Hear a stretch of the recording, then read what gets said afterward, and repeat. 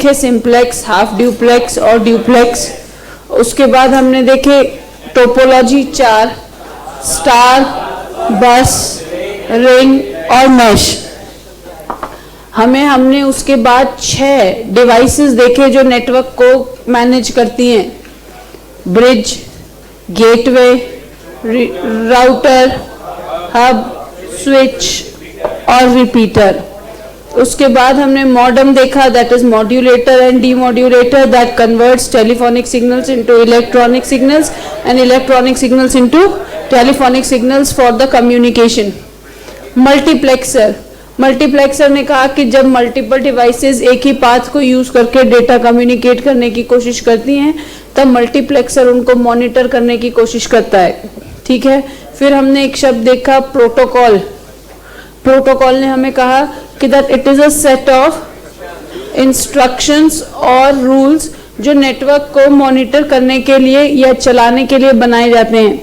फिर हमने देखा वाईफाई ने कहा इट इज वायरलेस फिडिलिटी जो नेटवर्क को कनेक्शन प्रोवाइड करता है जिसकी अप्रोक्सीमेट रेंज 65 फीट्स होती है। उसके बाद हमने देखा वॉइस ओवर इंटरनेट प्रोटोकॉल। देखो ये नाम ही अपने आप में पूरा बताता है कि आप कैसे कम्युनिकेट कर सकते हैं अपनी आवाज इंटरनेट के थ्रू पहुंचा के। तो हमने एग्जाम्पल में ये बातें लिखी, व्हाट्सएप कॉल, स्काइप, इस टाइप की। ठीक है, उसके बाद हमने लिखा डेटा पैकेट। डेटा हमने देखा कि जब बहुत बड़ा मैसेज होता है तो एक बार में वो नहीं भेजा जा सकता, इसलिए नेटवर्क उन बड़े मैसेजेस के छोटे छोटे पैकेट्स बनाता है जिनको कहते हैं डेटा पैकेट्स। और उन हर डेटा पैकेट के ऊपर 3 काम लिखे होते हैं।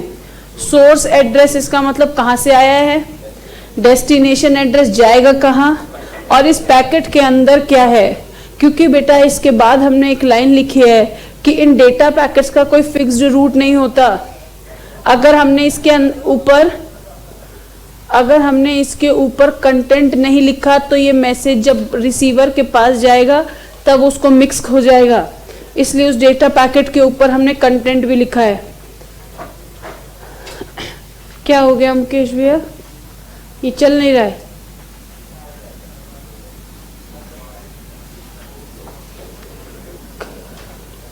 बेटा उसके बाद एक चार्ट बनाई थी,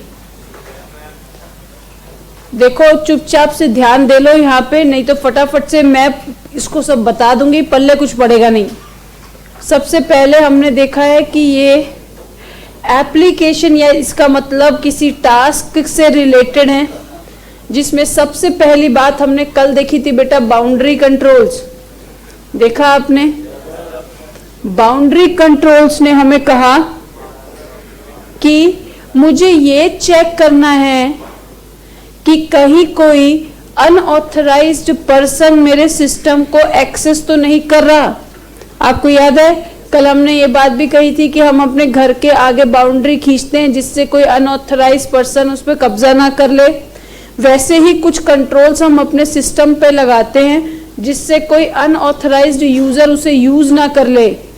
आपके पास चार्ट बना हुआ है बेटा, जिसमें सबसे पहली बात लिखी क्रिप्टोग्राफी। कल मैंने आपको इसको एग्जाम्पल देख के भी समझाया था कि बात को किसी ऐसे ढंग से रखना कि किसी तीसरे के लिए वो यूजलेस हो जाए। याद है हमने कुछ एग्जाम्पल्स लिए थे कि एक तरफ से आपने सिर हिलाया, एक तरफ से फ्रेंड ने हिलाया और बात हो गई। तो इसका मतलब वो उस हर तीसरे व्यक्ति के लिए यूजलेस है जो हमारे कॉन्वर्सेशन का पार्ट नहीं है। उसके बाद हमने लिखा PIN, passwords, digital signatures, access control में 3 बातें, आइडेंटिफिकेशन, ऑथेंटिकेशन, ऑथराइजेशन। उसके बाद मैंने आपको बेटा 5 एरर बताई, ट्रंकेशन और ट्रांसक्रिप्शन और transposition. Transcription 3, addition, truncation, substitution. याद रहेगा 5 नंबर का एक कोड है, 6 हो जाए एडिशन, 4 रह जाए ट्रंकेशन, 5 है लेकिन आखिरी नंबर बदल जाए सब्स्टिट्यूशन।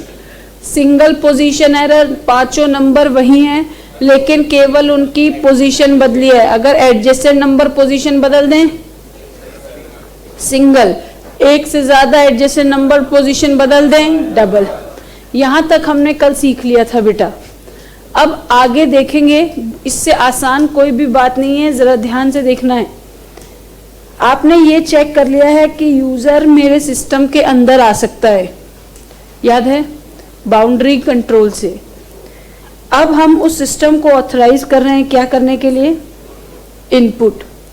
इनपुट में सबसे पहली बात है बेटा source document control. Source document क्या होता है बेटा? जिससे सारी बातें शुरू होती हैं। आपको याद है हमारे अकाउंटिंग के केस में भी ये शब्द हमने लिखा था, सोर्स डॉक्यूमेंट। उसको हमने वाउचर का नाम दिया था उस वक्त, याद आ रहा है आपको? हमने कहा था कि ये वही डॉक्यूमेंट है, कौन सा? वाउचर, अकाउंटिंग के केस में, जिससे आगे की पूरी अकाउंटिंग होगी। देखो नाम ही क्या है बेटा? Source document. इसका मतलब ये हमसे कहते हैं कि चेक करो कि ये जो सोर्स डॉक्यूमेंट है जिससे सारा काम आगे बढ़ना है वो दो चीजों से हुआ हो। एक यूजर क्या हो? ऑथराइज, और जो सोर्सेज जहां से ये मिला है वो क्या हो? रिलायबल। इसका मतलब मान लो आप यहाँ पे आए, आपने मुझसे एक बात कही, जैसे उस दिन हम बात कर रहे थे मई जून वाली, तो आपने मुझसे कहा मैम मैंने सुना है कि ना पेपर जून में होंगे। मैंने आपसे पूछा भाई किससे सुना है? आपने कहा मेरे दोस्त बात कर रहे थे। एक बात बताओ, क्या वो सोर्सेज रिलायबल माने जा सकते हैं? लेकिन आपने कहा कि भाई हम इंस्टीट्यूट गए थे मैम किसी काम से, वहां पे हमने दो मेंबर्स को आपस में बात करते हुए सुना कि भाई इस बार तो लगता है कि पेपर जून में ही करवाने पड़ेंगे इलेक्शंस की वजह से। तब क्या वो थोड़ा रिलायबल माना जा सकता है? हाँ। इसका मतलब जो इनपुट यूजर लाया है वो कहाँ से हो? वो ऑथराइज्ड हो और रिलायबल हो। क्या आपको डेटा कोडिंग एरर याद हो गए? याद हो गए? चलो अब एक क्या? बैच। अब इसको बड़े ध्यान से सुनना है बेटा, बहुत ज्यादा ध्यान से। हमारे यहाँ से हर आधे घंटे में एक बस निकलती है। बेटा प्लीज बहुत ध्यान से सुन लो। हमारे यहाँ हर आधे घंटे में एक बस निकलती है, और या फिर वो बस तब निकलती है जब उसमें 30 लोग बैठ जाते हैं। बड़े ध्यान से सुनना बात। इस बस के निकलने का दो कंडीशन है। कंडीशन नंबर 1 कि बस हर आधे घंटे में जाएगी, चाहे उसमें एक बंदा बैठा हो, चाहे 2 बैठे हो, चाहे 5 बैठे हो। लेकिन आधे घंटे से पहले एक केस में निकल सकती है, अगर उस बस में 30 लोग हो जाएं तो। बड़े ध्यान से सुनना बेटा बात। अभी अभी एक बस निकली है जस्ट 1 मिनट पहले, ठीक है? दूसरी बस यहाँ लाइन में आके खड़ी हो गई है निकलने के लिए। उसमें एक पैसेंजर चढ़ा, ठीक है बेटा? उसको कब तक वेट करना पड़ेगा जाने के लिए? या तो आधे घंटे तक वेट करना होगा, या तब तक वेट करना होगा तब तक 29 लोग और ना चढ़ जाए। बोलो ठीक बात है? तो उस बस के कंडक्टर की, ड्राइवर की क्या ड्यूटी बनती है कि आप उस व्यक्ति का भी ध्यान रखें। कब तक? जब तक ये बस का आखिरी व्यक्ति भी इस बस में ना चढ़ जाए। बेटा आप एक बैच हैं, आप हो ना एक बैच।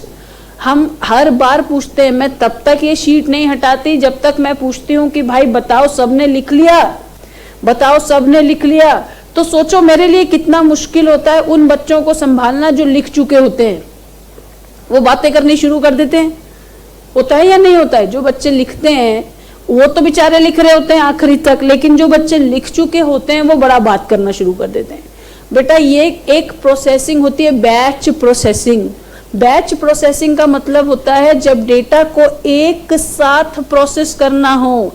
जैसे फॉर एग्जाम्पल आपने देखा होगा कि हर दुकान में रात को वो लोग सारे बिल्स की एंट्री करते हैं बैठ के।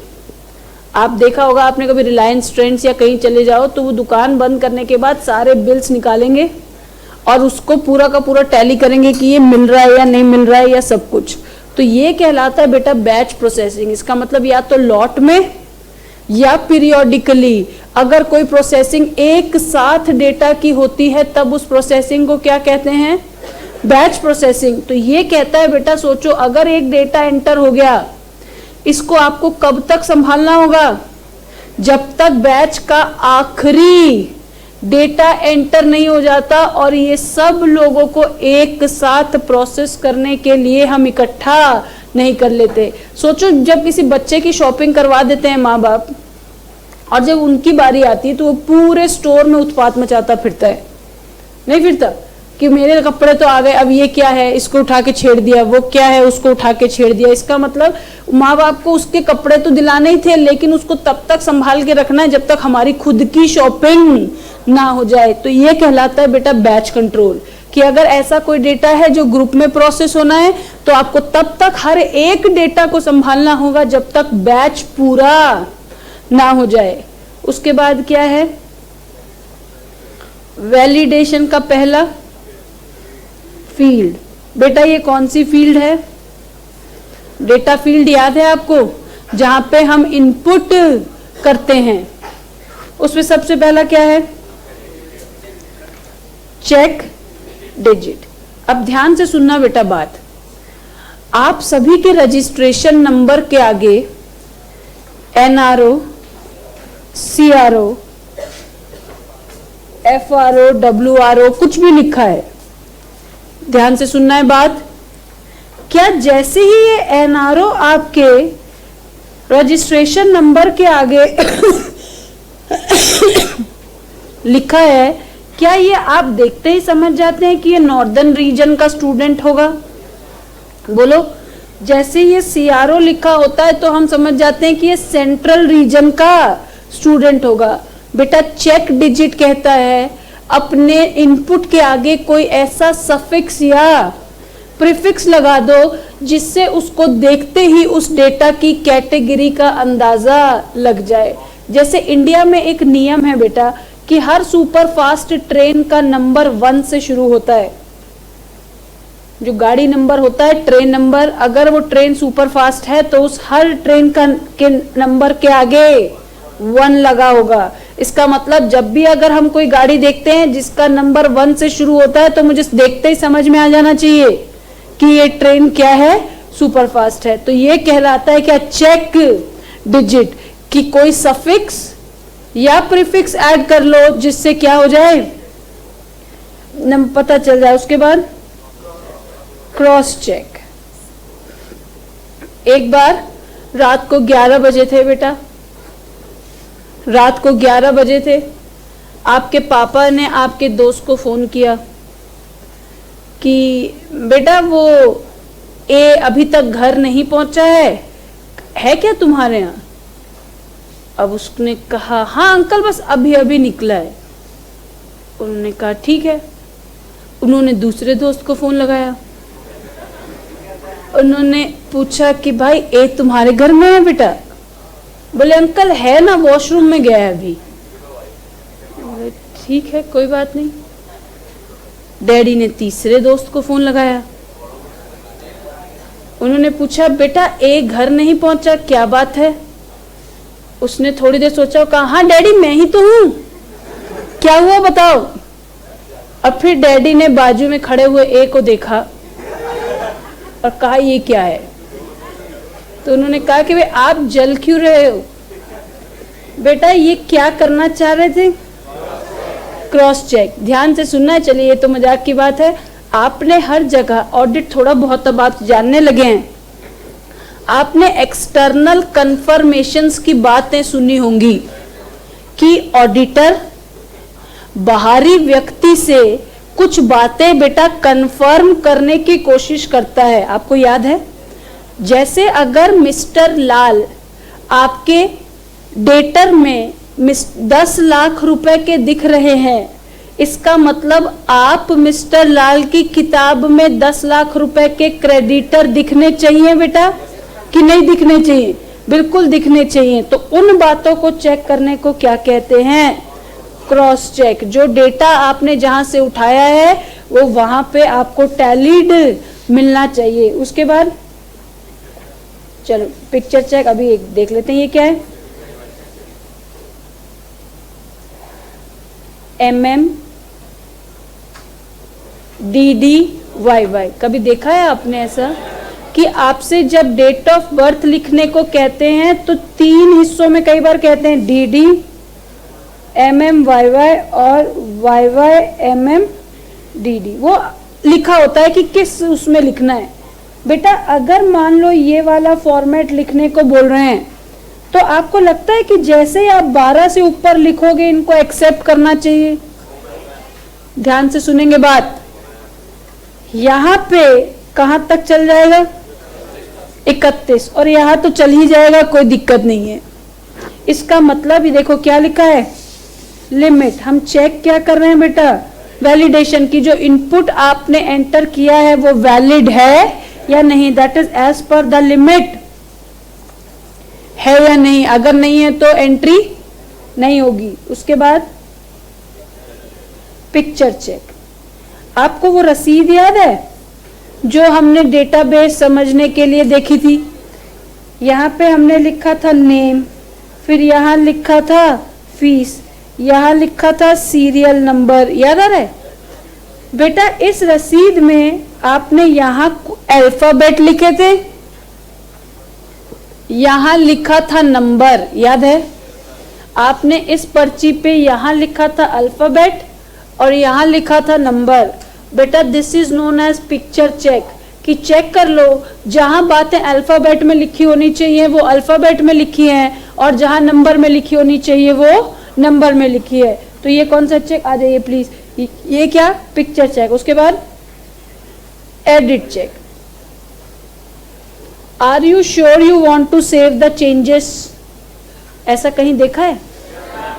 आप जब भी कोई फॉर्म भरते हैं और एक पेज पूरा करते हैं तो दूसरे पेज में जाने से पहले वो आपसे 2 बार पूछता है कि आप देख लो एक बार और कि कहीं आपने जो इनपुट इस पेज पे करे हैं उसमें कोई गड़बड़ी तो नहीं है, एक बार देख लो। आपने देखा ऐसा कभी? वो आपसे 2 बार पूछता है, are you sure you want to save the changes? इसका मतलब अगर कोई बात नहीं अभी कर दिया होगा, लेकिन अगर अभी भी तुमको लगता है कि तुमको उसमें कोई एडिटिंग करनी है तो क्या करो, कर लो। तो ये कौन कितनी बात हो गई बेटा?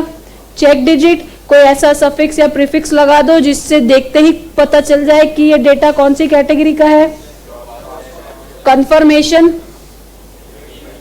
As per the mode and format, जहां अल्फाबेट हो वहां अल्फाबेट, जहां नंबर हो वहां नंबर। एक बार फिर चेक कर लो कि कहीं तुम्हें कोई इनपुट एडिट तो नहीं करना। बेटा ये तो बात हुई डेटा फील्ड। आप देखो फील्ड के बाद आता है रिकॉर्ड, रिकॉर्ड के बाद आता है फाइल, ये तीनों सीक्वेंस में है। उसके बाद क्या, रिपोर्ट या रिकॉर्ड एक ही बात है। रिपोर्ट बेटा क्या होती है, उसमें बहुत सारे डेटा होते हैं। चलो रिपोर्ट में सबसे पहला क्या, वैलिड साइन, या उसके बाद दूसरा क्या था, पासवर्ड्स। इसके ऊपर अभी बात करते हैं सबके ऊपर, रीजनेबलनेस चेक और वैलिड साइन। चलिए सीक्वेंस चेक भी है,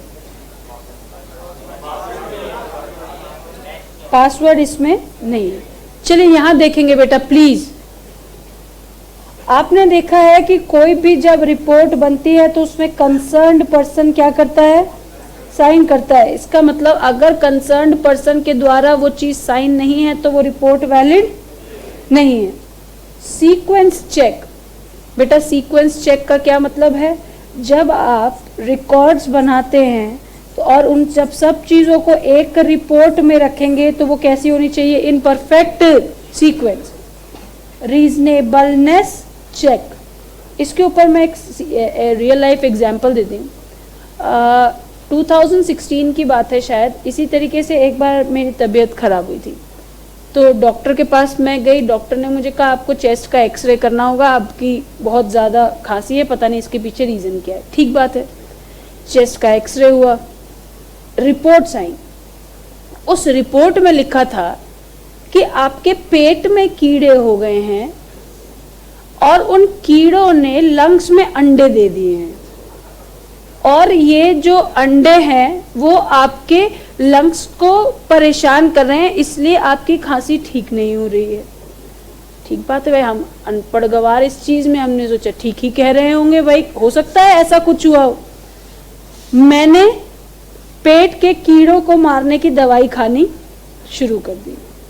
मेरे घर में राशन जो 1 महीना चलता था वो 20 दिन भी नहीं चल रहा। मेरी मम्मी मुझे कह रही तुम्हारा पेट भर चुका है। हर माँ बाप बच्चे को जब छोड़ के जाते हैं तो कहते हैं खाने पीने का ध्यान रखना। मेरी माँ भी कह के गई थी, लेकिन दूसरे सेंस में कि खाने पीने का ध्यान रखना। I gained around 11 kgs weight in 20 days। मतलब, और जब उसके बाद जब हमें समझ में नहीं, खांसी तो रुकी नहीं, खाना घर का खत्म होने जा रहा था। तो पापा जी को लगा कि अब तो ये जब सारा ही खा जाए उससे पहले एक बार और दिखा लेते हैं। हम गए गंगाराम में, वहाँ ENT स्पेशलिस्ट को दिखाया। उन्होंने बोला कि क्या खा रहे हो आप? उन्होंने कहा इसके पेट में कीड़े हैं और लंग्स में घुस गए। तो अब हमें कोशिश कर रहे हैं कि वो कीड़े मर जाएं तो हम आगे बढ़ें।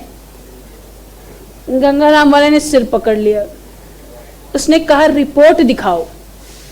उसने रिपोर्ट देखी, बोला आप दिखाने क्या गए थे? मैंने कहा जी मुझे खांसी थी 1 महीने से, मैं वो दिखाने गई थी। तो बोले फिर पेट का कीड़ा कैसे दिखा जब चेस्ट का एक्सरे हुआ? तो हमने कहा मतलब? बोले एक, तुम्हारे पेट में कोई कीड़ा नहीं है, दूसरा ये वाले कीड़े अंडे नहीं देते, और तीसरा ये डॉक्टर फर्जी है जिसको तुमने दिखाया है। इस नहीं यार, एक्चुअली अब वो डॉक्टर क्या था भगवान जाने, लेकिन ये इसका मतलब जो उसने, हाँ हो सकता है ट्रेन ही रहा हो, मेरे ऊपर ही सारी एक्सपेरिमेंट लगा दी उसने। आर्टिकल्स, हाँ तुम्हारे जैसे आर्टिकल्स होते हैं।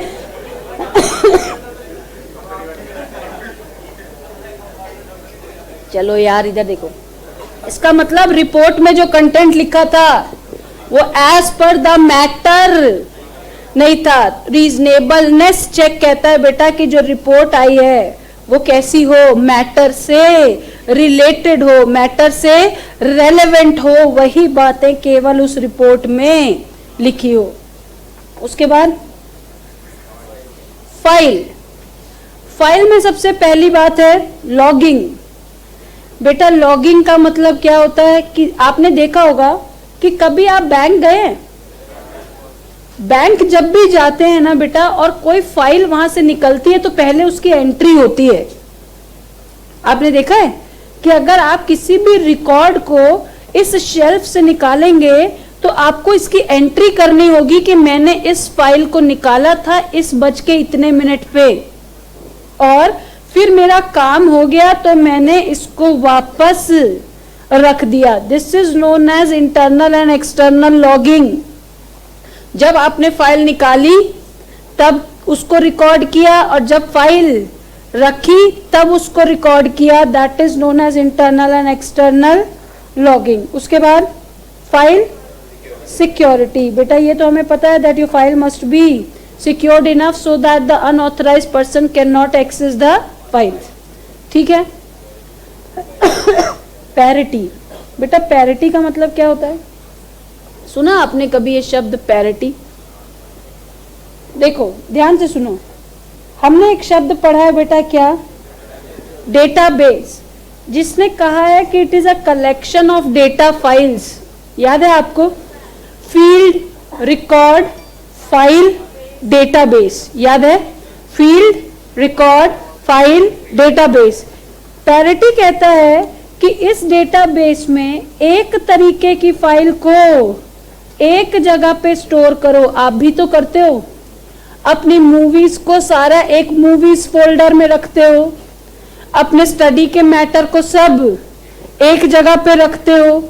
ये सारी चीजें कहलाती हैं बेटा पैरिटी चेक। इसका मतलब जब भी मुझे फाइल निकालनी हो, एक तरीके की फाइल एक जगह पे मिल जाए, that is known as parity check. कितनी बातें हो गई, जरा पढ़ के बताओ देख के। इनपुट में पहला सोर्स डॉक्यूमेंट, उसके बाद data coding error 2, transcription transposition, transcription 3, addition truncation substitution, transposition 2, single और डबल। बैच कंट्रोल याद आ गया कि अगर जब डेटा ग्रुप में प्रोसेस होगा बेटा तो आपको उस डेटा का तब तक ध्यान रखना होगा जब तक आखिरी डेटा एंटर नहीं हो जाए और उन सबको इकट्ठे हम प्रोसेसिंग के लिए तैयार ना कर दें। चौथी बात, वैलिडेशन, प्रोसेसिंग से पहले चेक कर लो कि जो इनपुट आपने दिया है वो सही है या नहीं। कैसे चेक करोगे? फील्ड इंटरोगेशन, कैसे? चेक डिजिट, सफिक्स और prefix, cross check, confirmation, limit check, mode and format, picture check, alphabet वाला अल्फाबेट में और नंबर वाला नंबर में, फिर edit check, are you sure you want to save the changes. उसके बाद रिपोर्ट, रेलेवेंट मैटर लिखा हो, कंसर्न्ड पर्सन ने साइन किया हो और वो सारी बातें सीक्वेंस में लिखी हो। उसके बाद फाइल, सिस्टम में भी एंट्री हो और बाहर भी एंट्री की जाए। उसके बाद file must be secured so that the unauthorized person can not access it. उसके बाद पैरिटी, एक जैसी फाइल्स एक जगह पे रखी हो। बोलो ठीक है बेटा। इससे पहले कम्युनिकेशन सीखेंगे, तीनों को लिखेंगे, फिर बाकी के 3 देखेंगे, ठीक है? चलो ध्यान से सुनना है। अगर आपने ये बात ध्यान से सुन ली तो आपका कम्युनिकेशन खत्म। बेटा फोन की घंटी बज रही है, हमने कहा हेलो तो सामने वाले ने भी कहा हेलो, हमने फिर कहा हेलो, सामने वाले ने कहा हेलो, हमने कहा हेलो, सामने वाले का आवाज नहीं आ रही, हमने फिर थोड़ा तेज का चिल्लाया हेलो, उसने कहा फेंक दे उठा के इस डब्बे को, नहीं फेंक दे उठा के इस डब्बे को। मैंने कहा अरे शायद लाइन में कोई खराबी है, अभी वो लोग देखने आए थे, ठीक करके जाएंगे। ध्यान से सुनना है बात। पहले मेरे डब्बे के ऊपर सवाल उठाए गए और कहा कि जिस भी फोन से तुम बात कर रहे हो उसको फेंक दो क्योंकि ये काम का नहीं लग रहा है हमें। हमने कहा कोई बात नहीं। हमने कहा कि लाइन में कोई गड़बड़ लगती है, वो लोग आके देख गए हैं, अब उसको ठीक करेंगे। मैं शायद थोड़ा तेज बोल रही थी तो सामने वाले ने कहा अरे रुक तो जा भाई, सुनने तो दे एक एक बात। आगे से तभी बोलना जब मैं सुनने को तैयार हूं। बड़े ध्यान से सुनना है बात। पहला, डब्बे को फेंकना है। क्यों फेंकना है? क्या दिक्कत आ रही है? लाइन में दिक्कत है। और क्या करना है? लाइन में दिक्कत है तो वो लोग देख के गए हैं, अब क्या करेंगे? उसको सही करेंगे आके। कब बोलेंगे हम लोग? जब सामने वाला सुनने को तैयार हो जाएगा। बड़े ध्यान से सुनना है बात। फिर भी आवाज नहीं आ रही हमने कहा रुको, बाहर जाके बात करते हैं, हो सकता है घर के अंदर ना आवाज आती हो। हम घर से बाहर निकले और जब हम घर से बाहर निकले हमने पहला सवाल पूछा, अब आवाज आई? तो हो सकता है सामने वाले ने जवाब दिया हो हाँ या ना।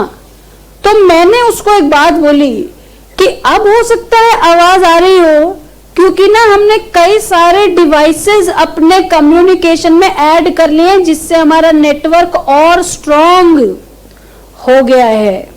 ध्यान से सुनना है बात। पहले उसने कहा डब्बे को फेंक दो। हमने कहा भाई डब्बे में दिक्कत नहीं है, लाइन में दिक्कत है, कोई एरर है लाइन में और उस एरर को वो लोग देख के जा चुके हैं, अब उसको सही करेंगे। तीसरा, जब मैं बड़बड़ कर रही थी जल्दी जल्दी तो उसने क्या बोला? तभी बोलना जब मैं सुनने को तैयार हूं। इसका मतलब स्टॉप एंड वेट। कब तक? जब तक रिसीवर उस बात को एक्सेप्ट करने को तैयार ना हो। मैंने क्या बोला बेटा? रुको, बाहर जाके बात करती हूं। इसका मतलब मैंने अपने डिवाइस की प्लेसमेंट चेंज करके देखी है। ठीक बात है। उसके बाद मैंने क्या कहा कि आवाज क्यों आने लगी? क्योंकि हमने कुछ ऐसी डिवाइसेस हमारे नेटवर्क में ऐड की है जिससे उसकी कैपेबिलिटी पहले से बेहतर हो गई है। याद आ गया आपको? अब अपना कम्युनिकेशन कंट्रोल का चार्ट देखो, जिसमें सबसे पहली बात लिखी है फिजिकल कंट्रोल। बेटा एक मिनट, याद है डब्बा? क्या डब्बा फिजिकल होता है डिवाइस? यस। ये कहते हैं कि अगर आपको कम्युनिकेशन करना है तो आपका डिवाइस ऐसा होना चाहिए जो उस कम्युनिकेशन करने के लिए ही बना हो। ठीक है। आपने कहा डब्बे में दिक्कत नहीं है बेटा, दिक्कत किसमें? लाइन। देखो क्या लिखा है, लाइन एरर कंट्रोल्स। मैंने कहा कि जो एरर है वो देख के गए हैं, उसको क्या करेंगे? सही करेंगे। बेटा लाइन एरर का दो हिस्सा होता है, एरर डिटेक्शन, एरर करेक्शन। मैंने कहा वो देख के गए हैं तो इसका मतलब उनको गलती समझ में आ गई है, वो आके उसको सही करेंगे। तो जब गलती देखने आए होंगे तो एरर डिटेक्शन, और जब सही करेंगे तब एरर करेक्शन। बोलो ठीक है। मैंने बोला stop and wait till then the receiver is not ready to accept the communication data flow। बेटा अपनी तरफ से तभी बात पहुंचाओ जब सामने वाला सुनने को तैयार हो। बोलो कितनी आसान बातें हैं। पहला, वही डिवाइस लो जो इस कम्युनिकेशन को करने के लिए बना हो। दूसरा, लाइन में जो एरर है उसको पहले चेक करो। चेक करने का मतलब डिटेक्शन, पकड़ में आ जाए तो सही करो, error correction. Stop and wait, कब तक? जब तक रिसीवर उस बात को सुनने को तैयार ना हो। Data flow. बेटा उसके बाद क्या किया था?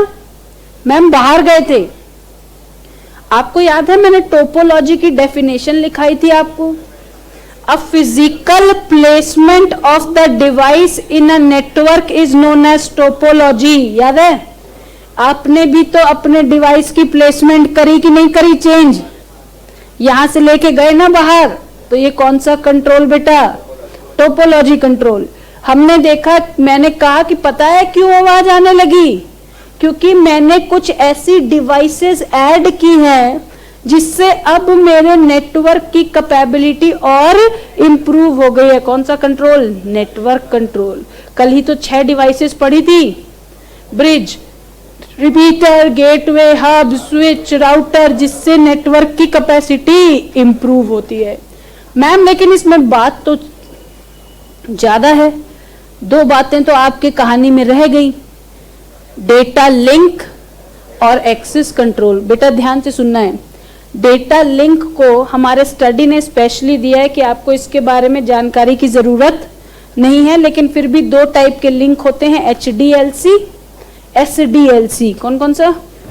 HDLC, SDLC। इसके एक्सप्लेनेशन की जरूरत नहीं है, ये बात स्टडी ने स्पेशली लिख के दी है। तो लिंक 2, HDLC, SDLC। बेटा एक्सेस कंट्रोल, आपको याद है कंटेंशन का मतलब क्या है? Compete to communicate. याद आ रहा है क्या? कि पहले मैं, पहले आप, पहले आप नहीं, लड़ो, और जो लड़े के जीतेगा वही पहले कम्युनिकेट करेगा। याद आ गया? एक मेथड कौन सा? कंटेंशन मेथड, और दूसरा मेथड पोलिंग मेथड, जो कहता है कि लाइन बाय लाइन आओ। That is voluntary deciding the sequence of communication is polling, compete to communicate, contention. ये बात आप जानते थे, इसलिए इसको बहुत ज्यादा नहीं खींचा। बेटा आप बताओ कम्युनिकेशन याद रहेगा? फेंक दे डब्बे को, डब्बे को नहीं फेंकना है। क्यों? क्योंकि लाइन में दिक्कत है, और जो लाइन में दिक्कत है वो देख के गए हैं, अब उसको ठीक करेंगे। That is detection and correction. हम तभी बोलेंगे जब सामने वाला सुनने को तैयार होगा। डेटा फ्लो, बेटा ये लिखना है एग्जाम में, स्टॉप एंड वेट, रुको और इंतजार करो। कब तक? जब तक सामने वाला सुनने को तैयार ना हो। लिंक बैठाएंगे कैसे? HDLC SDLC। यहां आवाज नहीं आ रही, बाहर जाके देखेंगे। That is the placement of device को चेंज करके देखेंगे। उसके बाद कुछ ऐसी डिवाइसेस लगाएंगे जिससे नेटवर्क मेरा और स्ट्रांग हो जाए। नेटवर्क कंट्रोल, या तो बारी बारी से बात करेंगे या झीना झपटी करके बात करेंगे। बारी बारी से बात करेंगे तो पोलिंग, छीना झपटी करके बात करेंगे तो कंटेंशन। बोलो ठीक है? ये जितना भारी दिख रहा है उतना भारी है नहीं। 3 बातें हो गई, आप जल्दी से तीनों बातों को रीड करके बता दो। बाउंड्री, इनपुट और कम्युनिकेशन। उसके बाद इसको लिखो, फिर आगे चलते हैं फटाफट। अरे बोलो ना भाई। Boundary, cryptography, PIN, passwords, access control, digital signatures. ठीक है। Input, source documents, data coding 2, transcription, transposition. Transcription 3, addition, truncation, substitution, single, double. Batch controls, validation 3, field and file. ठीक है। Field, check digit, cross check, limit check, picture check, edit check. Report, valid sign, sequence check and reasonableness check. File, internal and external logging, file security and parity check. ठीक है। Communication, physical control, line error control में 2, error detection, error correction. Data flow, stop and wait till the receiver is not ready to accept the communication. Link 2, HDLC, SDLC. Topology, change the placement of device for the better communication. Network ने क्या कहा कि कुछ ऐसी devices को हमने add किया है जिससे नेटवर्क का कनेक्शन बेहतर हो जाए।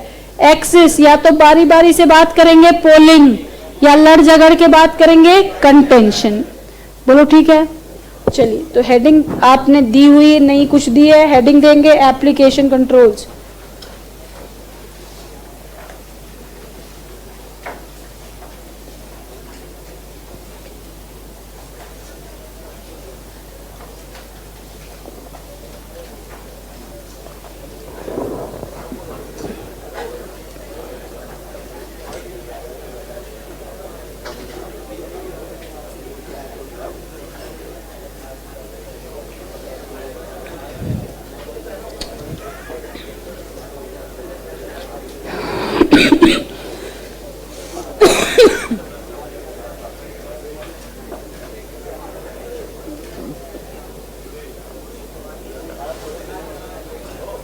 चलिए बस, एप्लीकेशन कंट्रोल्स में number 1 is boundary control.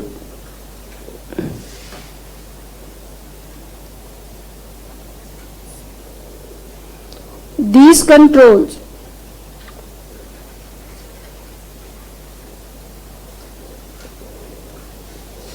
are used to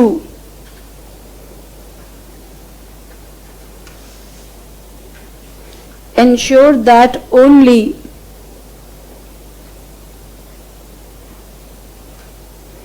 authorized users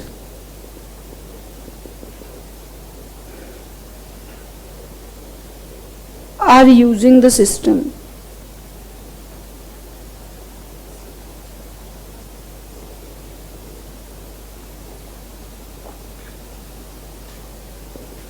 Some of the boundary controls are: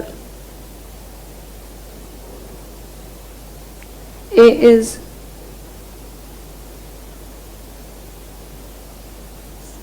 cryptography,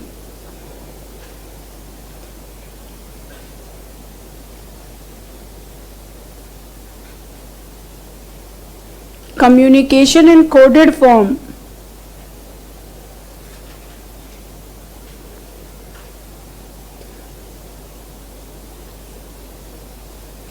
between the sender and receiver,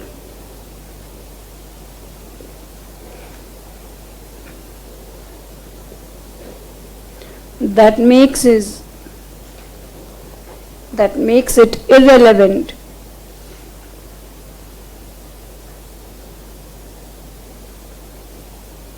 For the third party,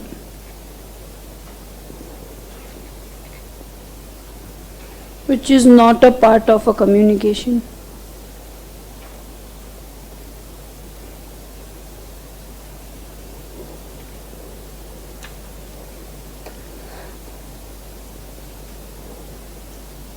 PIN is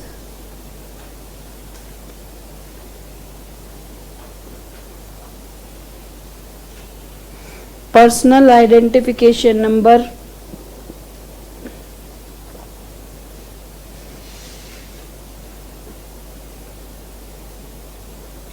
that authenticates the user.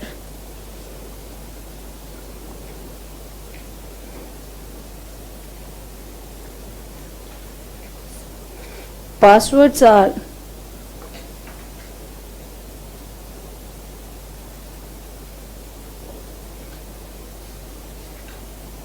the combination of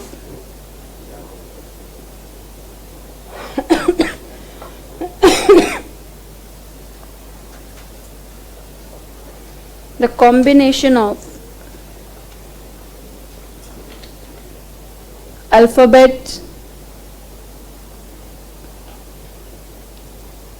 numbers and special characters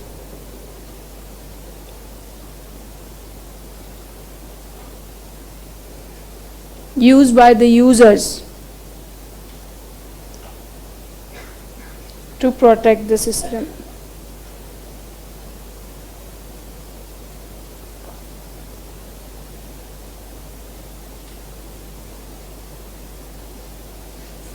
Digital signatures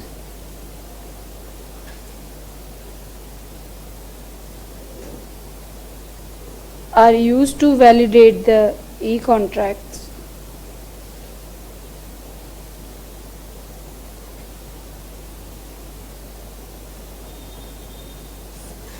Access controls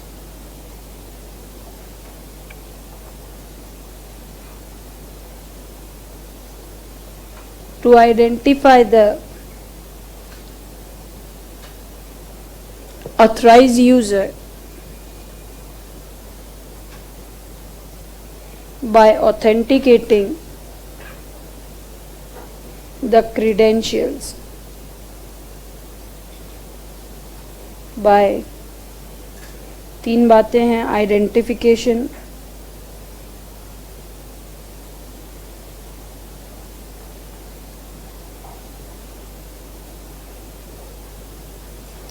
authentication and authorization.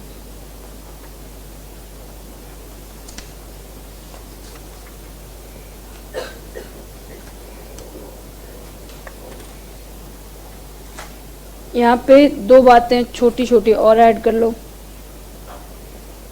उसके बाद आप उसको chart में भी add कर लेना। Simple है। Identification cards,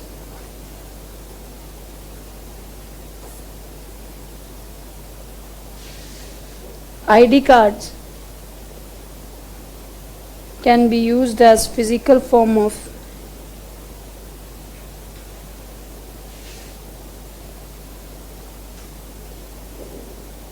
verification of the authorized users.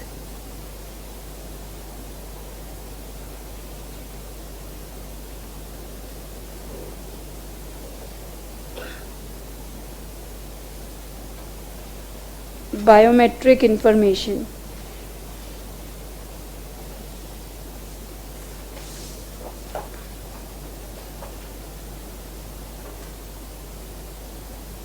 thumb impression,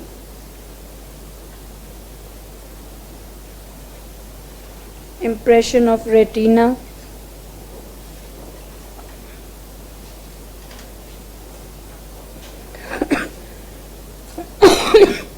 recognition of voice,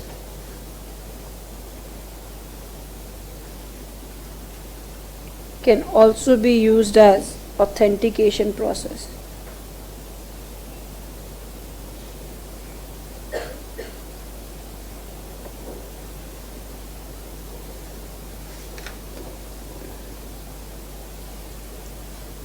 Second is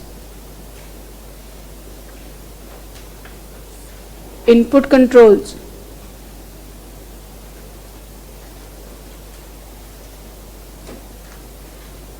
Input controls are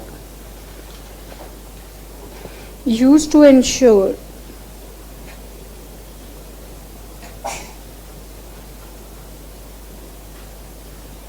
that the input provided by the user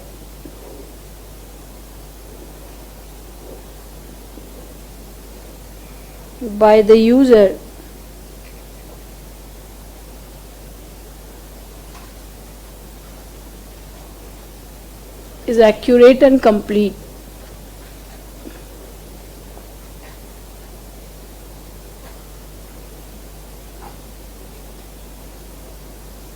Some of the input controls are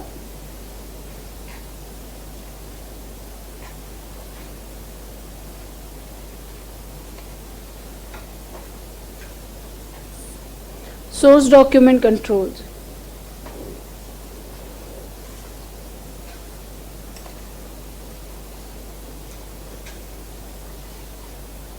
These ensure that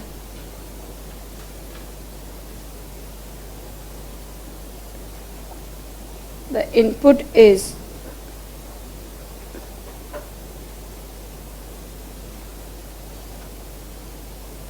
provided by the authorized users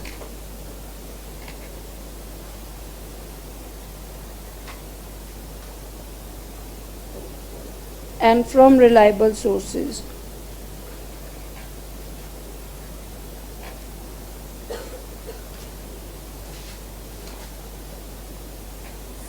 Data coding controls.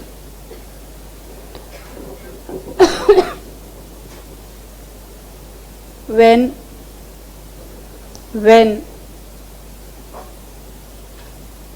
the input is to be maintained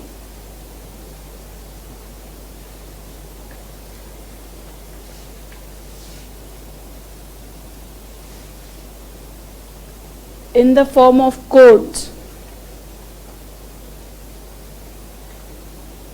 the following errors are expected.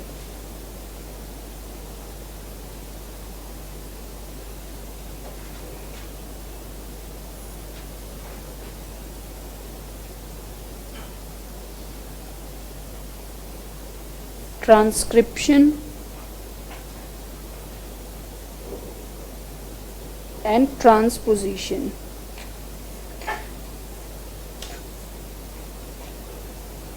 पहला is addition. When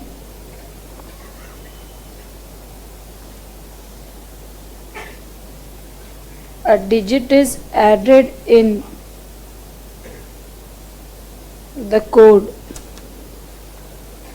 for example 1 2 3 4 5 is being written as 1 2 3 4 5 6.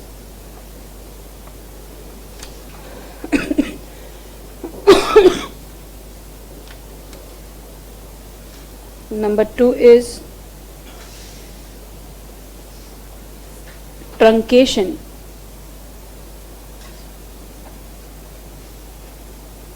When a digit is missed, when the digit is missed in the code, for example 1 2 3 4 5 is being written as 1 2 3 4.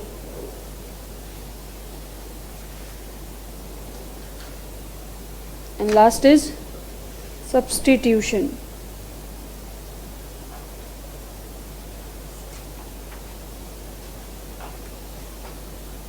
When the last digit of the code is replaced. For example 1 2।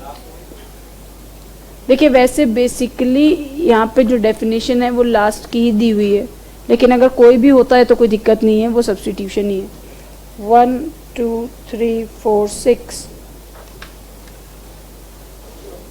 Source document control किसी का लिखना बचा है बेटा?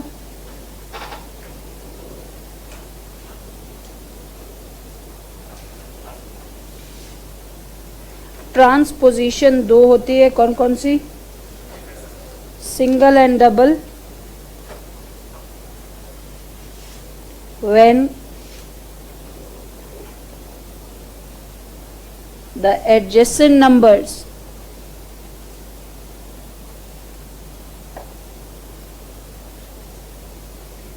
change their position in the code. For example 1 2 3 4 5, 1 3 2 4 5।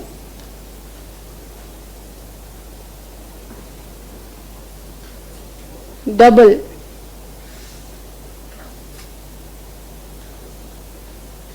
when more than adjacent numbers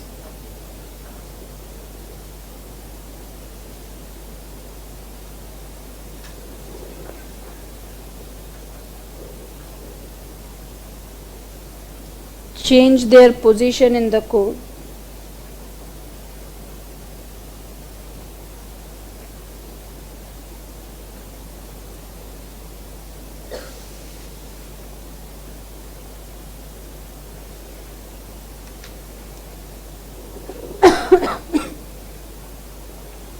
C is batch controls। हाँ जी, क्योंकि मुझे यहाँ लिखने में परेशानी हो रही थी। हाँ 2 ही है बेटा, यहाँ मुझे लिखने में परेशानी हो रही थी इसलिए सेकंड पेज पे लिख दिया। Batch controls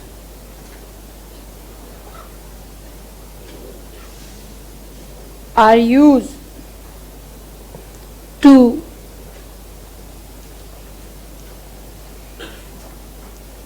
protect the integrity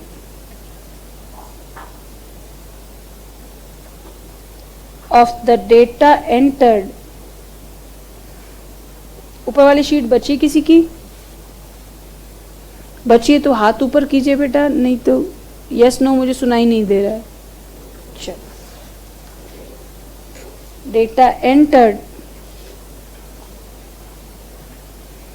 until all the relevant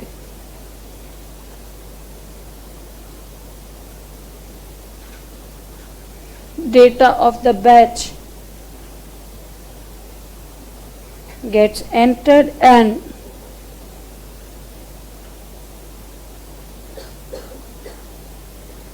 prepared for the combined processing।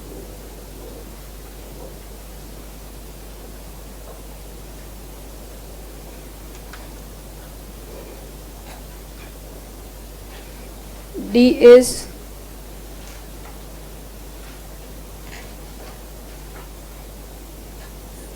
validation controls।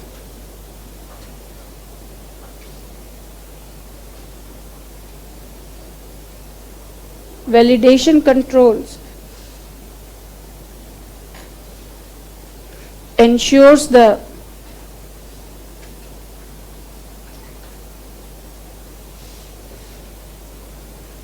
accuracy of the input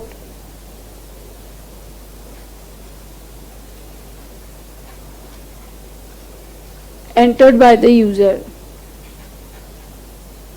D में भी A है, field interrogation।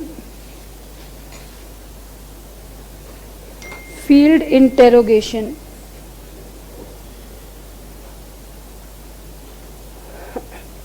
डबल यहां तक किसी का लिखना बचा है? जो बचा हुआ है चलो। फील्ड इंटेरोगेशन के अंदर पहली बात,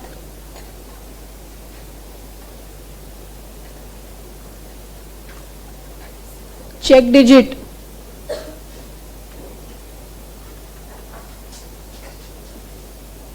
add suffix or prefix to the data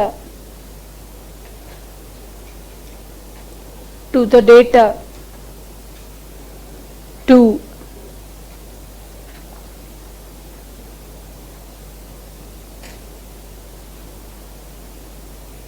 identify the category.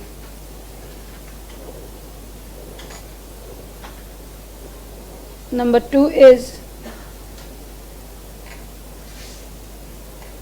cross check.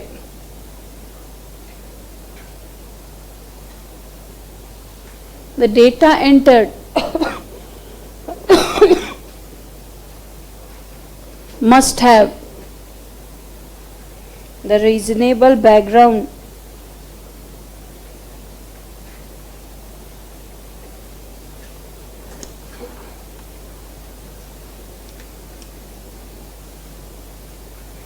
Number 3 is limit check.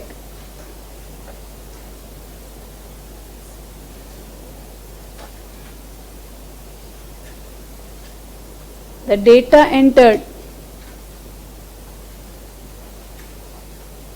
must be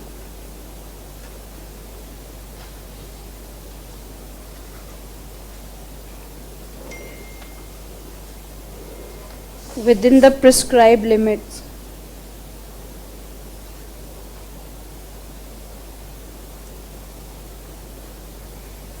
Picture check.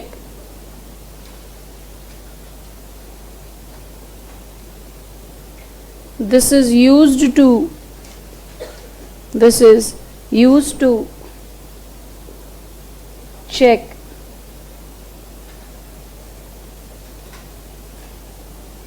whether the use of alphabets and numbers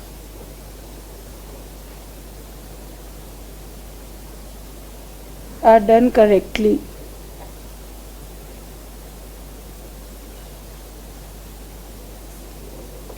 Edit check.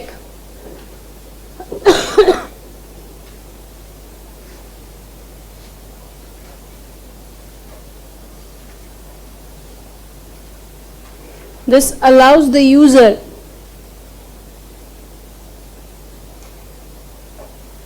to edit the input data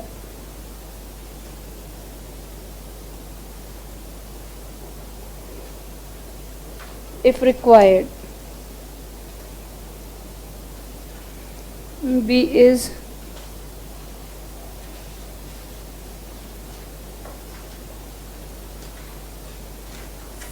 report interrogation. First is valid sign.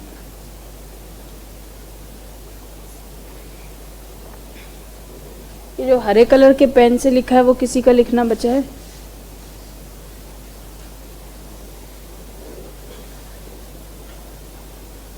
Valid sign. Report must have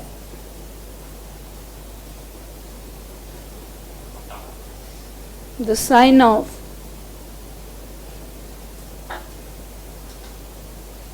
concerned authority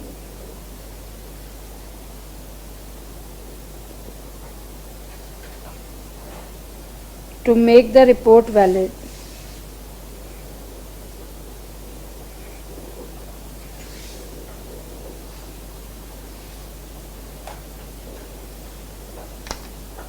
Number 2 is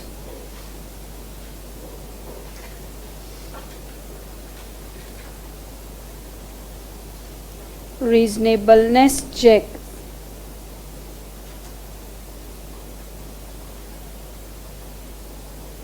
Report must have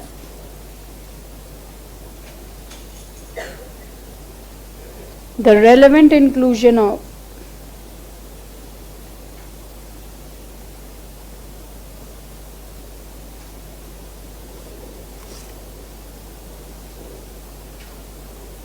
data and information.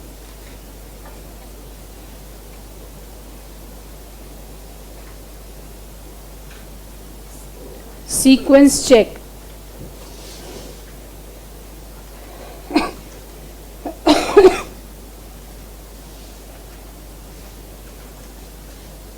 The data and information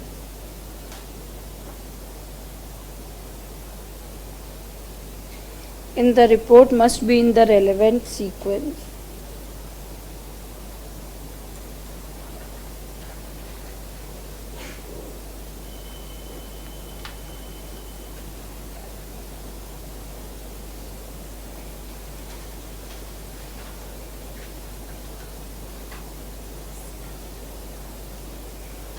Internal and external logging.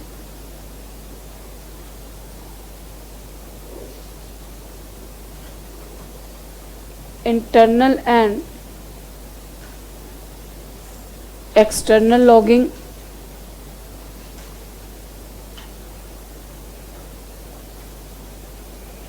The record must be kept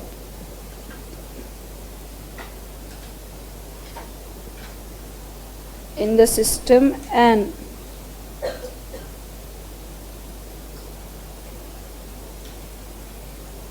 outside the system for using of a file.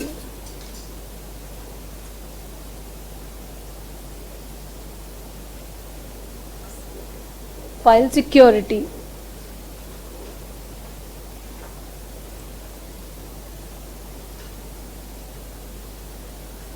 File must be secured enough so that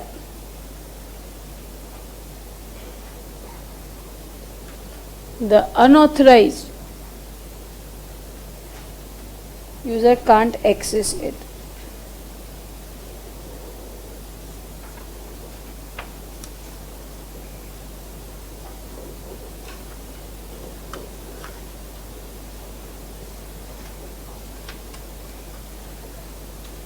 Number 3 is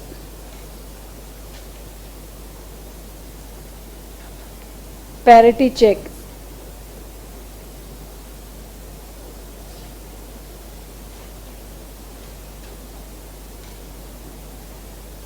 The particular types of files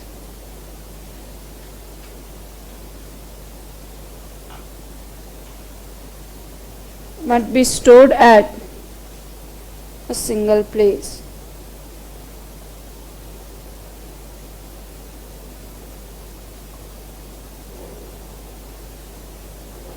Third is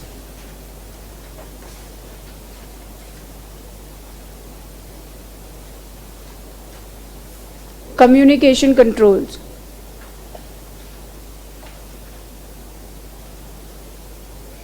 These controls are used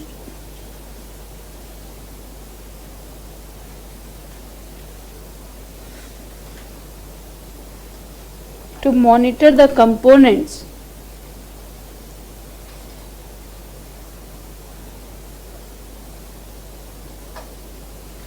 used to communicate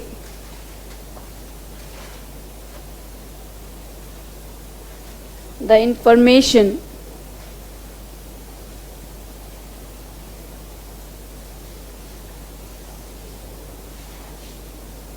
between the systems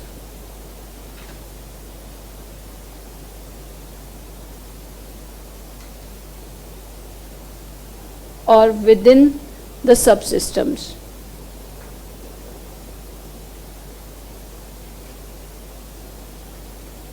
Some of the controls are A is physical component controls. Physical component controls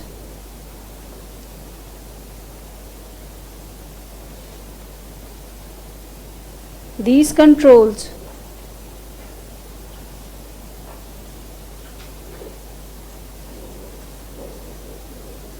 controls are used to ensure that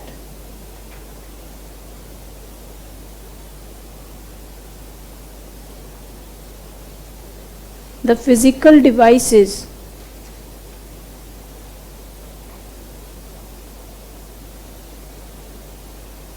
used in the communication process are relevant and reliable.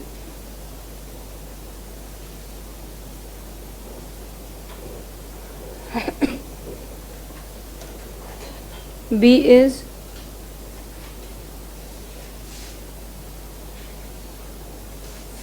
line error controls.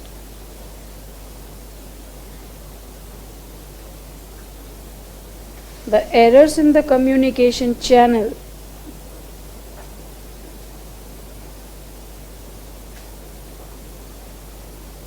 may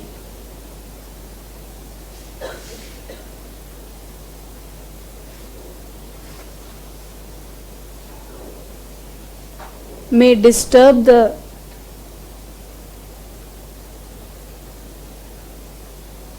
quality of the transfer.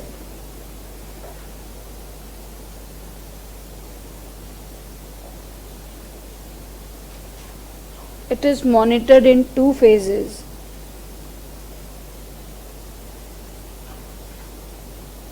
That is error detection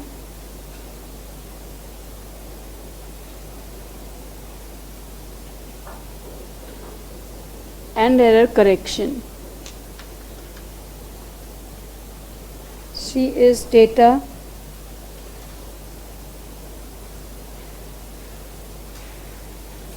flow controls.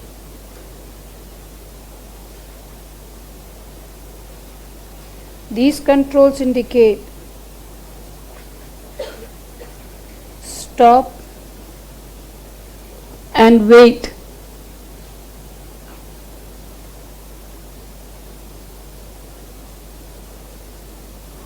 till the receiver is not ready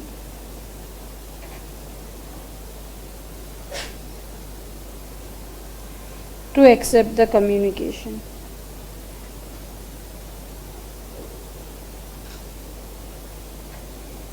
E is data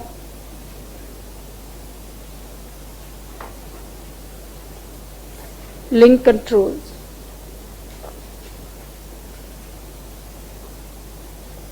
There are two link controls, that is HDLC and SDLC.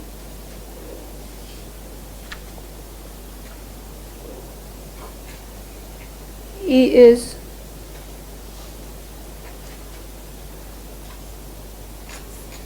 topology controls.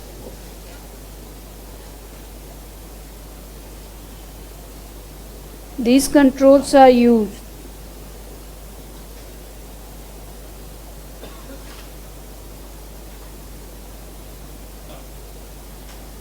to monitor the placement of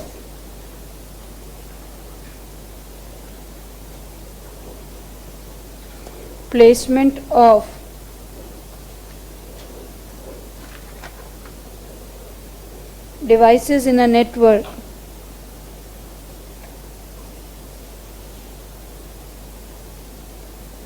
to ensure better communication.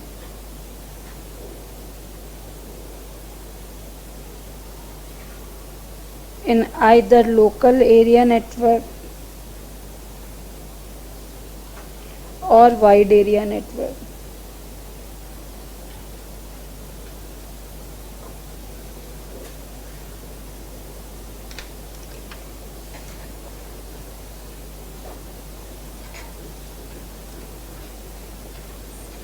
Access controls.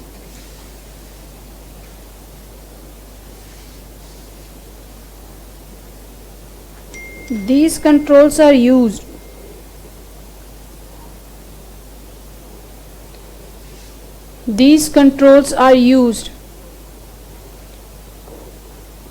to allow the access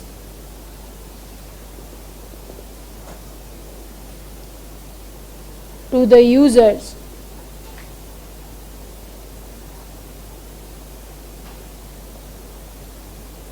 for communication in either of the methods. कौन कौन सा है, कौन कौन से दो methods हैं, polling और contention.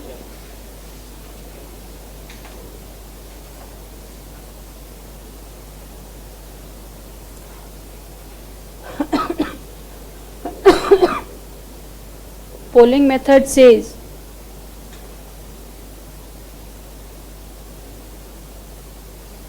voluntarily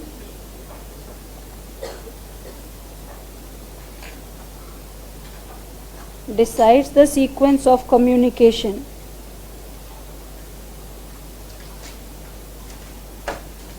by the devices. कर रही हूँ बेटा ऊपर अभी. And contention says, नीचे करना है. Contention says compete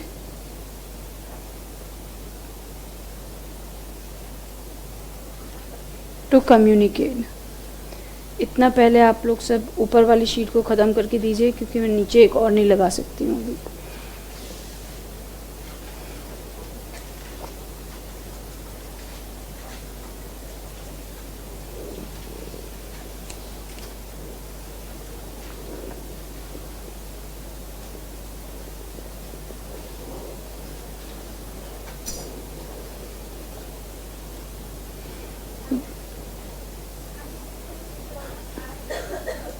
बेटा इंटरनल एंड एक्सटर्नल लॉगिंग का मतलब है, अगर आप सिस्टम के अंदर की कोई फाइल निकाल रहे हैं तो सिस्टम उस बात को रिकॉर्ड करके रखे कि इस समय पे इस फाइल को यूज़र ने निकाला था. ठीक है. और एक्सटर्नल लॉगिंग का मतलब क्या है कि अगर आप कोई फिजिकल फाइल देखते हैं तो आपको बाहर भी इस बात की रिकॉर्डिंग करनी होगी कि आपने इस समय पे इस फाइल का यूज़ किया है. ये वाली शीट बची किसी की? अरे भाई जो मेरे साथ लिख रहे हैं, जी नेटवर्क कंट्रोल्स. जो मेरे साथ लिख रहे हैं, G network controls.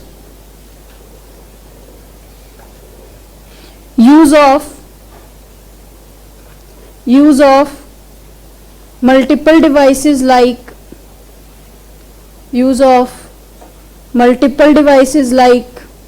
bridge, repeater, gateway, router. Bridge, gateway, repeater और router to enhance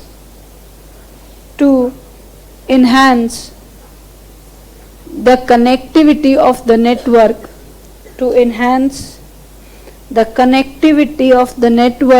with the devices. अब ये हो गई ऊपर वाली शीट.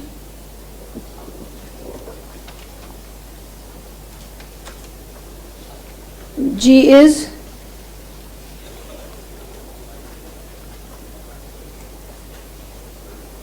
network controls. क्या लिखा था हमने? These control uses the multiple devices like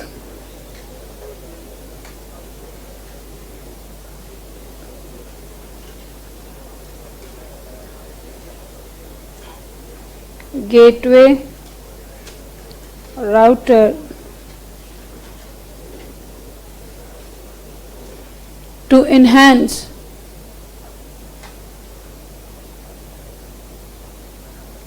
the connectivity of the network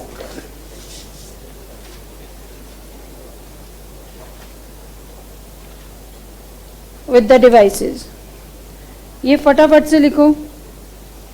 ma'am ये तो अभी पढ़ा भी नहीं है, आप इसको लिखो, आपको समझ आ जाएगा ये क्यों लिखवाया अभी. Database controls.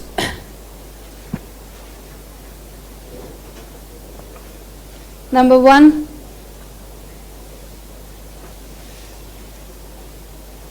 transaction files are the base for master file updation. क्या ये आपको समझ में आ गया कि पहले ट्रांजैक्शन डेटा अपडेट होता है, उसके बाद मास्टर डेटा अपडेट होता है।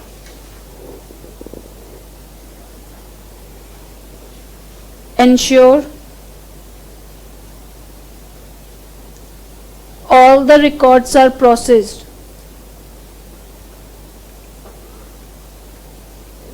Ensure all the records are processed in correct order.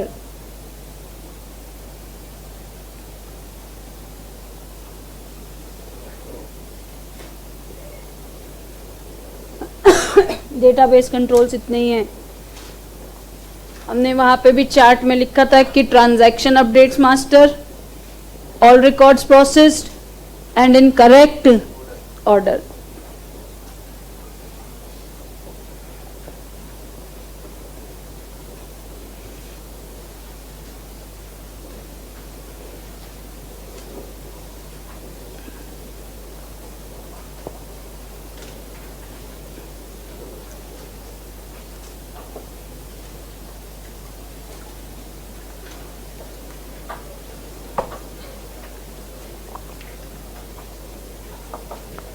Done.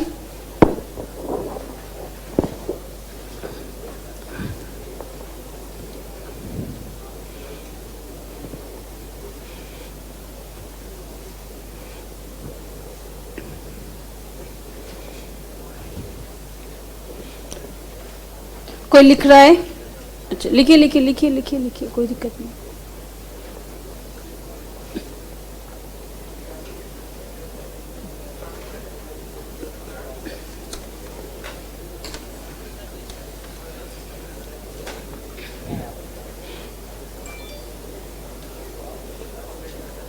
पांच छह पन्ने तो लगातार लिखे ही होंगे आपने, नहीं? क्या बात।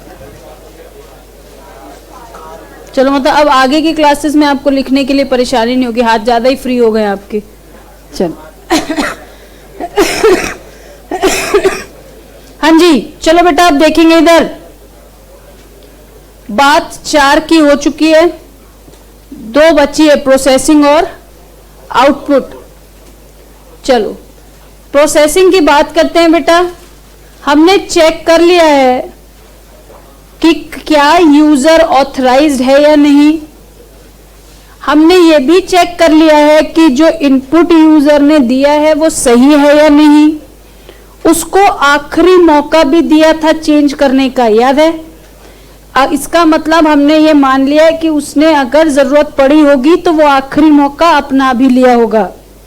हमने ये भी देखा कि जब कंपोनेंट्स एक जगह से दूसरी जगह चीजें ट्रांसफर करते हैं तब हमें कौन कौन सी चीजों का ध्यान रखना चाहिए।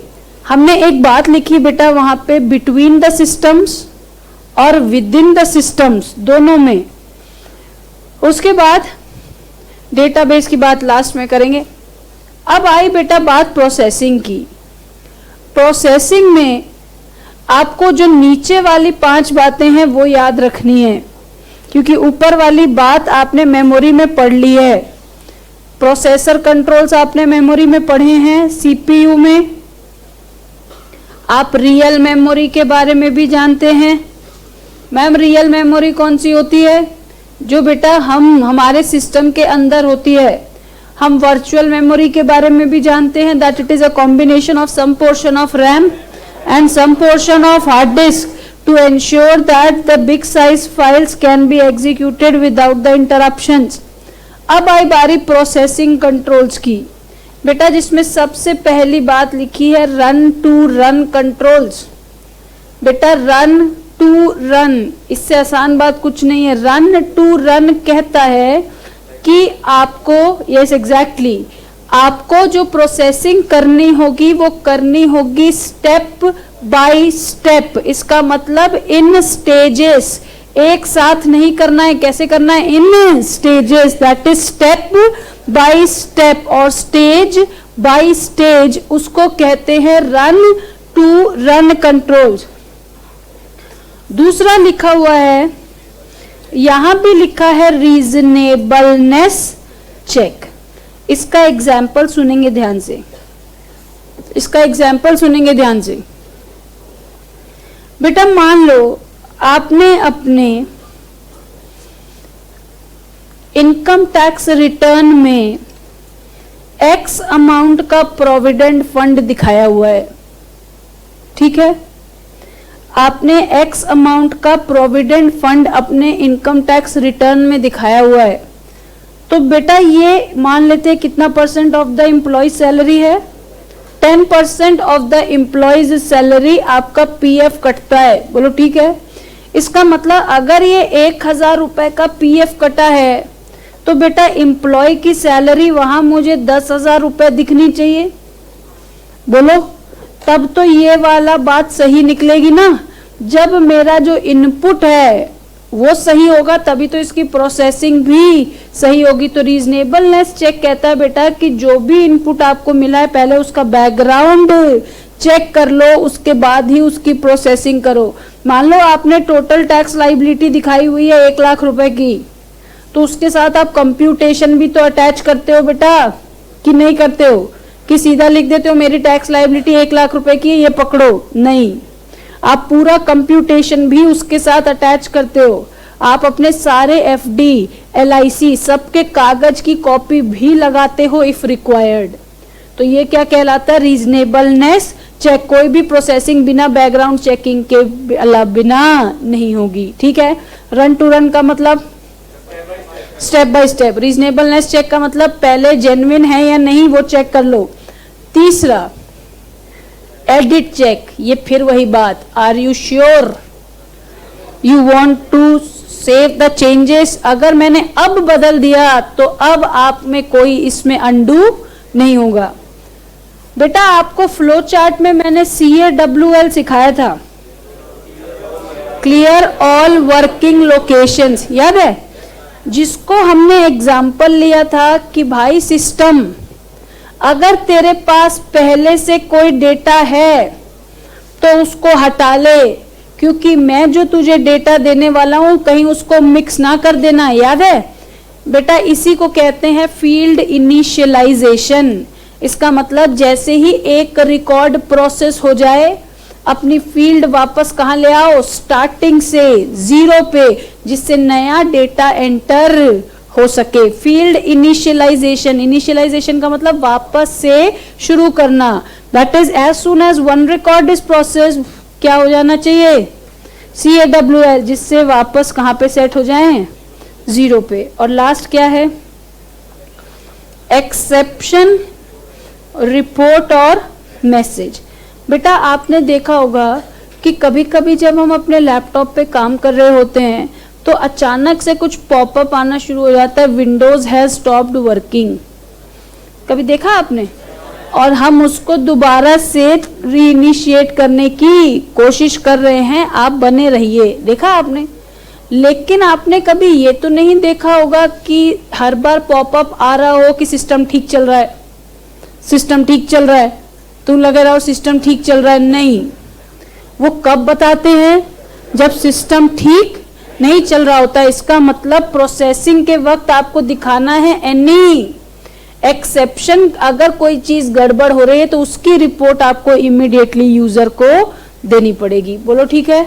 कितनी बातें हो गई? Run to run, reasonableness check, edit check, field initialization and exception report और मैसेज। प्रोसेसिंग होगी step by step with after checking the background, और यूजर को एक आखिरी मौका देते हुए कि कोई इनपुट में चेंज करना है तो कर ले। एक प्रोसेसिंग हो गई तो फील्ड हो जाएगी कितने पे सेट? 0 पे, जिससे सारा नया इनपुट हो सके। और लास्ट, अगर कुछ अनयूजुअल हैपनिंग होगी तो उसकी जानकारी इमीडिएटली यूजर को दी जाएगी। बोलो ठीक है? उसके बाद आउटपुट। आउटपुट में सबसे पहली बात क्या है? Maintain a log. बेटा लॉग का मतलब क्या होता है? रिकॉर्ड। आपके सिस्टम से जितने भी आउटपुट निकले हैं उनका आपके पास रिकॉर्ड होना चाहिए। बेटा दूसरा है स्पूलिंग। स्पूलिंग, बड़े ध्यान से सुनना है बात। एक तो इसके दो मतलब होते हैं। एक मतलब होता है फीफो। फीफो समझते हैं? First in first out. जो कहता है जो इनपुट पहले अंदर गया था वो इनपुट पहले आउटपुट में कन्वर्ट होगा। याद रखना है इस बात को। तो फीफो नहीं लिखना, लेकिन हमें याद रखने के लिए कि जो इनपुट सबसे पहले अंदर गया था वो पहले बाहर आएगा। और स्पूल का मतलब होता है बेटा साइमल्टेनियस, पेरिफेरल, ऑनलाइन ऑपरेशंस। इसका मतलब मान लो आपका प्रिंटर कोई चीज को प्रिंट कर रहा है। आपको पेरिफेरल डिवाइसेस का मतलब बताया था ना मैंने, सहयोगी डिवाइसेस। मान लो आपका प्रिंटर किसी डॉक्यूमेंट को प्रिंट कर रहा है, तो ये कहते हैं कि इस प्रिंटर की वजह से बाकी की डिवाइसेस की ऑपरेशन में फर्क नहीं पड़ना चाहिए। वो अपनी प्रिंटिंग करता रहे और बाकी की चीजें भी वैसी ही चलती रहें जैसी उनको चलना है। दो बातें कौन कौन सी? लॉग, स्पूलिंग, फीफो और ऑपरेशंस बाय द डिवाइसेस। तीसरा प्रिंटिंग कंट्रोल, हर किसी को प्रिंटिंग का अधिकार ना हो। फिर रिटेंशन, बेटा आपको पता है कि कंपनीज एक्ट के हिसाब से 8 सालों तक आपको कंपनी की बुक्स को संभाल के रखना होता है, याद है? तो इसका मतलब आउटपुट उस फॉर्म में हो कि हम उसको क्या कर सकें, रिटेन कर सकें जितने समय तक हमें उसको रखना है। उसके बाद रिपोर्ट डिस्ट्रीब्यूशन, बात केवल उसी को बताई जाए जिसके काम की हो। और आखिरी recovery, that is backup procedures. देखो ये कोई बहुत भारी बातें नहीं है। रिकवरी तभी हो पाएगी जब आपने प्रॉपर बैकअप निकाल के रखा होगा। इसमें जो सिर्फ एक इंपॉर्टेंट बात थी समझाने वाली वो थी स्पूलिंग। स्पूलिंग पहला क्या कहता है? First in first out. पहला इनपुट जो है वो पहला आउटपुट बनेगा। और दूसरा, अगर आपकी आउटपुट डिवाइस एक काम कर रही है तो उससे रिलेटेड सहयोगी डिवाइसेस भी अपना उसी लेवल पे काम करती रहेंगी विदाउट एनी डिस्टरबेंस। बोलो ठीक है? अब इसको फटाफट से जो दो बातें बची इनको लिख के निपटाओ।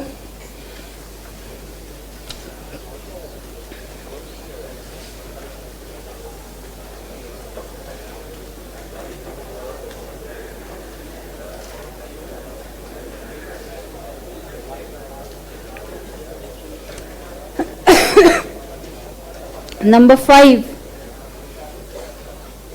is processing controls. Processing controls में A is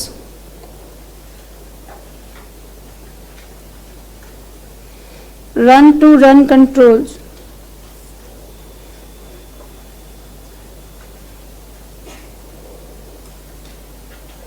The processing of the input, the processing of the inputs must be done in stages. That is step by step.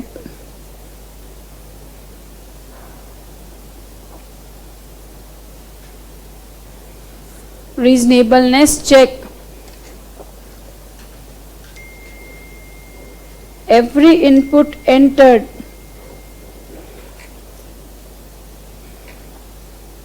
must be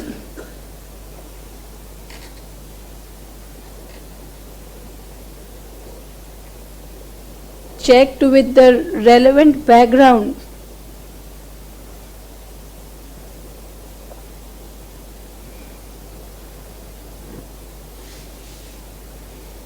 Before processing. Edit checks.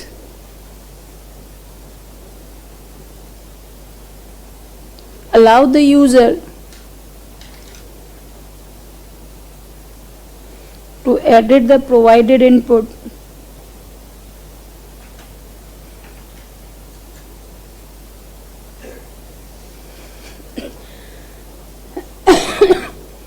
before processing.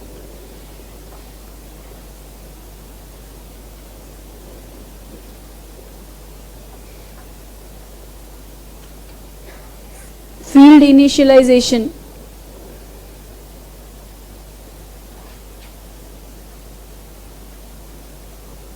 Once the record is processed,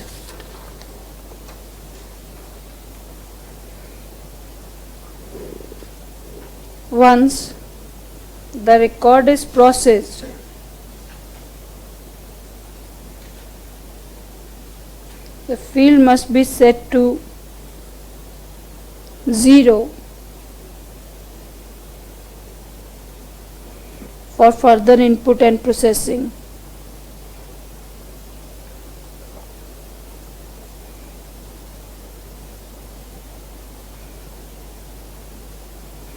Exception report or message.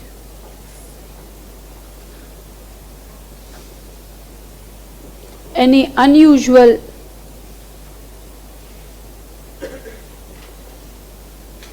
or exceptional happening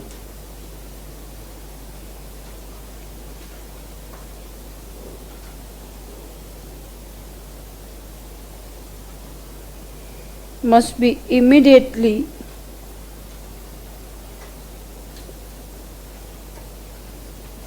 reported to the user.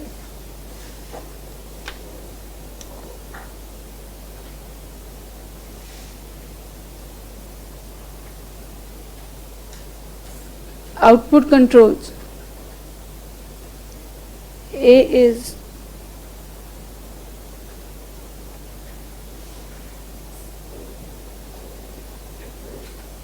is maintain a log. A system must have the records of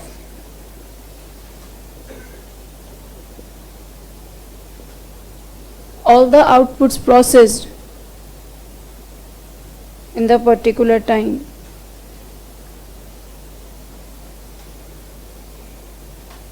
B is spooling. Spool refers to simultaneous peripherals operations online.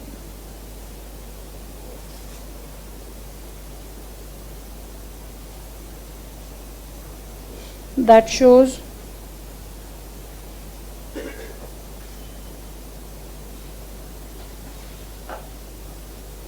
the different devices can operate simultaneously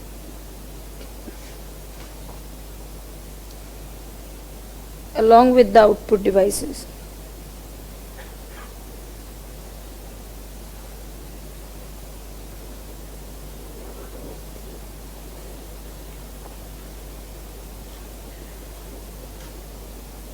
Printing controls.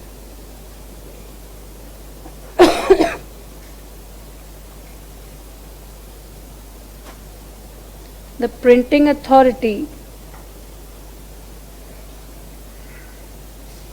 printing authority shall not be given to everyone. D is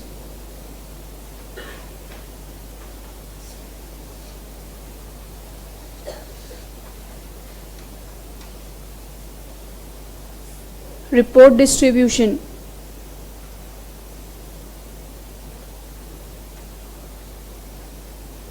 The report must be distributed on need to know basis. That is,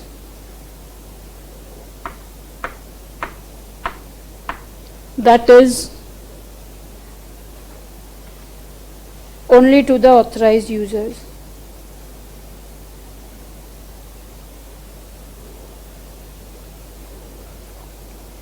E is retention control.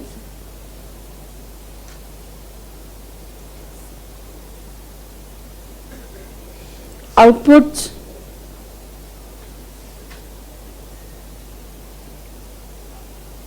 must be in the form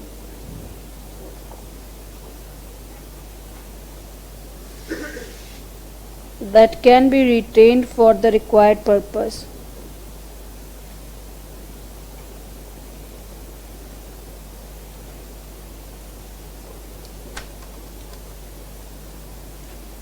And last is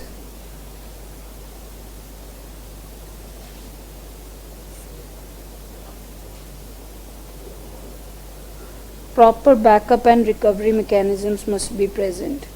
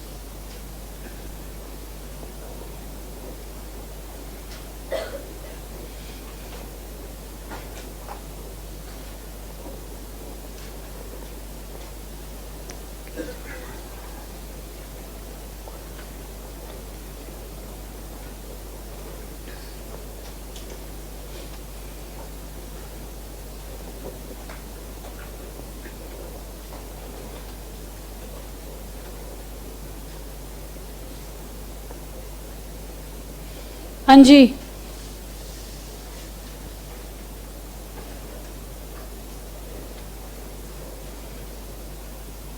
हो गया।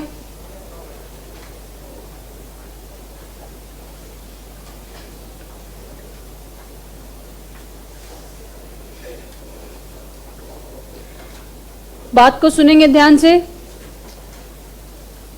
इस chapter में एक management control बाकी है और एक बाकी है ऑडिट। ऑडिट ट्रेल के कुछ टूल्स, और बाकी इसमें जो टॉपिक है वो है ऑडिट ऑफ इंडिविजुअल कंट्रोल्स। इसका मतलब कि अभी तक हमने जो देखा, audit of boundary controls, audit of input controls, audit of this this this this, सारा कुछ जो अभी कल भी हम लोग पढ़ेंगे।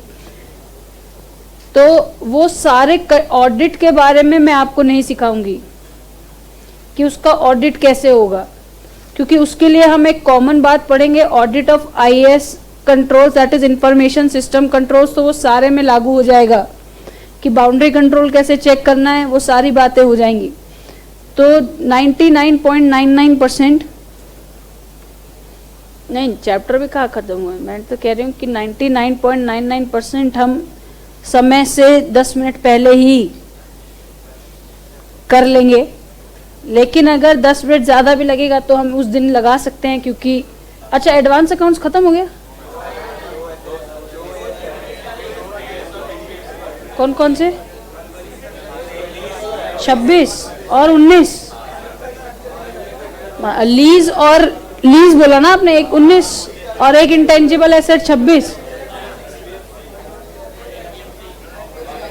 एनबीएफसी आज देखो, ये मेरा एरिया तो नहीं है, लेकिन फिर भी मैं एक बात बोल रही हूँ कि बेटा एएस पे बहुत ज़्यादा ध्यान रखना, बहुत ही ज़्यादा। 30-35 नंबर मिनिमम एएस आएंगे। जो शुरू का आपका पहला क्वेश्चन होता है कंपलसरी 20 नंबर का, वो पूरा एएस होता है। और जहाँ तक क्वेश्चन नंबर 7 में भी वो 2 एएस पूछते हैं। और क्वेश्चन नंबर 7 सबसे आसान होता है यूजुअली हर क्वेश्चन पेपर में। मैंने आज तक अपना जो भी एग्जाम दिया ना, वो सबसे पहले क्वेश्चन नंबर 7 से शुरू किया हमेशा, क्योंकि आपको पहला क्वेश्चन ऐसा आना चाहिए जो आपका इंप्रेशन वहां पे क्लियर कर दे। हम क्या करते हैं होशियारी में, हर किसी के साथ होता है, अगर 4 क्वेश्चन है ना तो 3 अच्छे से आ रहे होंगे, एक ना एक में कुछ ना कुछ गड़बड़ होती है, या जब भी कोई सब क्वेश्चन होता है एक ढंग से आता है, एक थोड़ा नहीं आता, और ऑप्शन वाले का भी एक आता है एक नहीं आता, ये हमेशा होता है हर किसी के साथ। तो आप हमेशा कोई भी एक क्वेश्चन ऐसा उठाओ जिससे आपका इंप्रेशन पहले ही क्लियर हो जाए। तो हमेशा ना क्वेश्चन नंबर 7 ऐसा आता है जो अजीब सा, वो AS3 पूछ देंगे अकाउंट्स में, कंप्यूटराइज अकाउंटिंग के एडवांटेज डिसएडवांटेज पूछ देंगे। तो इसमें क्या होता है ना, ये शॉर्ट क्वेश्चंस होते हैं एकदम कि आना ही और डायरेक्ट। तो अगर आप उसको ठीक से बना जाते हैं तो कहीं ना कहीं एक थोड़ा इंप्रेशन आपका क्लियर हो जाता है। उसके बाद आप लगा, लेकिन ये मेरी राय है, हो सकता है आपको क्वेश्चन नंबर 4 बहुत अच्छे से आता हो इन कंपैरिजन ऑफ 7, लेकिन ऐसा देखा गया है कि 7वां क्वेश्चन या लास्ट क्वेश्चन सबसे इजी होता है। तो चलिए वो आप लोग देखेंगे, वो आपके ऊपर। लेकिन AS पे चाहे अकाउंट्स हो चाहे एडवांस अकाउंट्स, बिल्कुल भी कोताही नहीं बरतेंगे, कुछ भी हो जाए। चलिए then will meet tomorrow at the same time. अरे आज अभी के लिए उस 2 बजे फिर यही बात होगी।